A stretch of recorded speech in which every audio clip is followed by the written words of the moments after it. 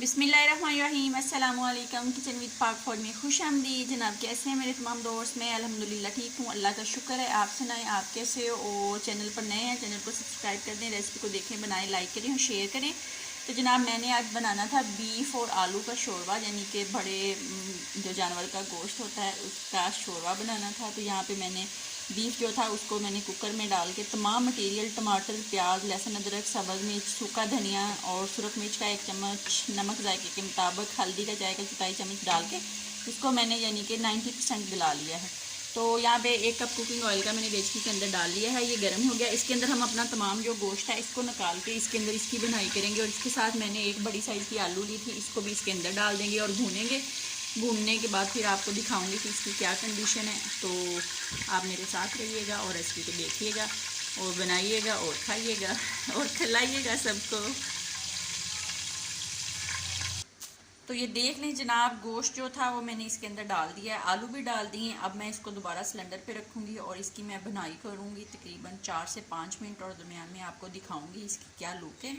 दूसरे नंबर पे वो यखनी थी, उसको आपने किसी छाननी की मदद से छान लेना है। जो उसके अंदर से प्याज टमाटर वगैरह होंगे वो आपने इसी गोश्त के अंदर डाल के इसको अच्छे से भून लेना है। अगर आप छानेंगे नहीं तो फिर शोरबे में आपके मुंह के अंदर प्याज और टमाटर आएंगे तो वो ज़रा भी अच्छा नहीं लगता। तो आपने छान लेना है यखनी को, और जो प्याज होंगे उनको शोरबे के इस मटेरियल के अंदर डाल के गोश्त और आलू के साथ अच्छे से भून लेना है। और बाद में जब ये अच्छे से भून जाएंगे, ऑयल छोड़ देंगे, तो हम जो यखनी है इसके अंदर डाल देंगे और फिर इसको पकाएंगे। बहुत इजी और बहुत जल्दी और बहुत मज़े का आलू बीफ का शोरबा बनता है। तो आप इस तरह एक दफ़ा बनाएं और फिर मुझे बताएंगे कैसा बना था। और अपनी प्यारे प्यारे कमेंट्स किया करें। और आप लोगों के कमेंट्स जो होते हैं और आप लोग जो वीडियो को वॉच करते हैं, लाइक करते हैं, तो वो हमारा हौसला होता है। और आप लोगों की तरफ से हमें वो गिफ्ट होता है कि आप लोगों ने हमारी वीडियो को देखा है, और इसलिए फिर हमें भी खुशी होती है। फिर हम दोबारा वीडियो बनाते हैं और अपलोड करते हैं। तो जनाब ये देख लें, अभी मैंने इसकी 3 मिनट बनाई की है, तो ये कितना मज़े का निखर नुखर गया है, खूबसूरत हो गया है। तो इसी तरह हम इसकी 3 मिनट और बनाई करेंगे और 3 मिनट के बाद फिर आपको दिखाएंगे कि क्या कंडीशन है जनाब इसकी।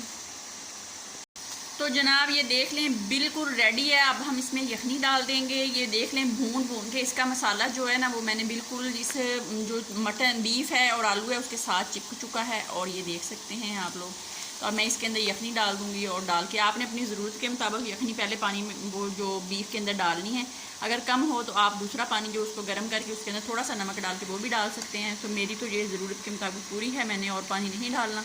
इसको डाल लूँ फिर आपको दिखाती हूँ।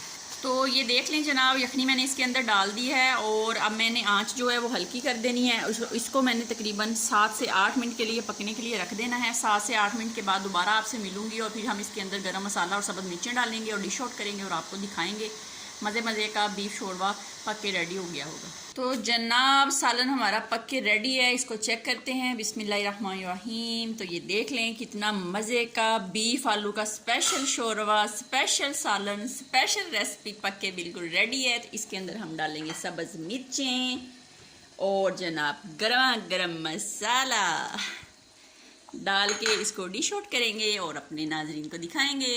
मसाला भी मैंने डाल दिया है, गरम गरम मसाला, और इसको ये देख लें मिक्स करते हैं। तो माशाल्लाह बहुत मज़े की इसकी खुशबू जनाब आ रही है, और ये बिल्कुल रेडी है। इसको हम मीनार पाकिस्तान से उतार के नीचे ले आएंगे चूल्हे पर, और इसको डिश आउट करेंगे और आपको दिखाएंगे।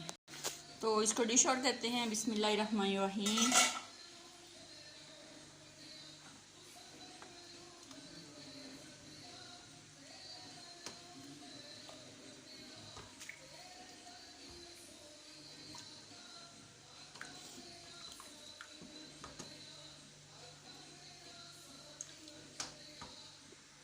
तो जनाब ये देख लें जनाब, बीफ आलू का स्पेशल शोरबा पक के रेडी हो गया है। कितना मज़े का लाजवाब है। आप भी बनाएं और अपने प्यारे प्यारे घर वालों को खिलाएं। अपना बहुत ज़्यादा ख्याल रखें, खुश रहें, दुआओं में याद रखें। ज़िंदगी ने वफा की तो फिर मुलाकात होगी। तब तक के लिए इजाज़त दीजिए। अल्लाह हाफिज़।